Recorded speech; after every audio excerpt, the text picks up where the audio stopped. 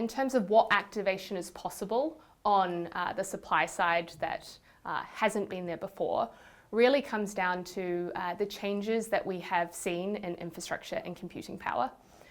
In the past, we've had 10 milliseconds for the supply side to look at an impression opportunity and ultimately decide where and which DSPs that opportunity should go to. Now with those advances, it now means that 10 milliseconds that was really used for basic decisioning can now be used to do advanced decisioning.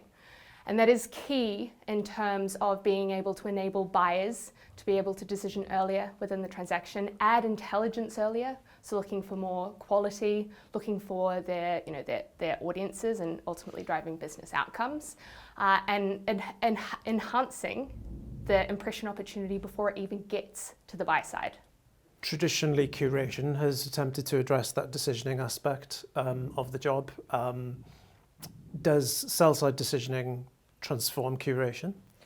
I think the answer is yes. Sell-side decisioning does start to transform curation. Curation has been around for since the invention of the DLID, but sell-side decisioning is really about moving that curation or targeting and intelligence closer to where the impression is going to occur. This has a lot of benefits in terms of increased scale and also efficiency that buyers are able to achieve within the transaction. Who does sell-side decisioning benefit? Media operator only? Everybody in the ecosystem? Sell-side decisioning really benefits everyone within the ecosystem for different reasons. When it comes to the media owners, this is really about ensuring that their inventory is valued fairly and accurately, and ultimately supports in more effective monetization. For the media buyers, this is about being able to find the high quality inventory that drives the business outcomes. And from a DSP perspective or demand side platform perspective, this is about reducing wastage and increasing the performance metrics that they see within the programmatic ecosystem. And if the audience data and signals are flowing faster, does it become more, less secure? It's in terms of the audiences and security around those audiences. One of the benefits of applying data on the supply side is that the signals don't necessarily have to go through every single hop within the transaction.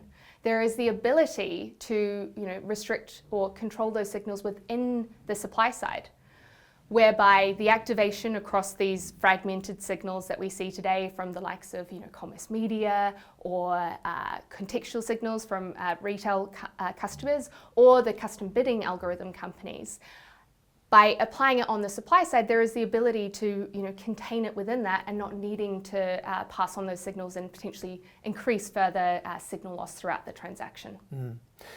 Well, I mean, we're talking a matter of milliseconds here, but I can tell that you are excited about this technology. What most excites you about it going into 2026? When it comes to sell-side decisioning, it's really about building the foundations for this new framework and evolution in programmatic. It's all about supporting new entrants into the market to be able to accelerate how they innovate and what they can bring into the market today. There has been a recent release of the Agentic RTB framework, which looks at bringing new entrants into the markets with reduced barriers to entry, lower tech costs, and ultimately helps them accelerate faster. This is all through containerization of partners. We have a number of partners live today on Index's infrastructure, whereby we're able to support these new partners to market, to be able to enter the market, to be able to grow, and then also to be able to add value to the media owners and the media buyers and wider programmatic ecosystem at a far greater rate to what we have ever been able to see before.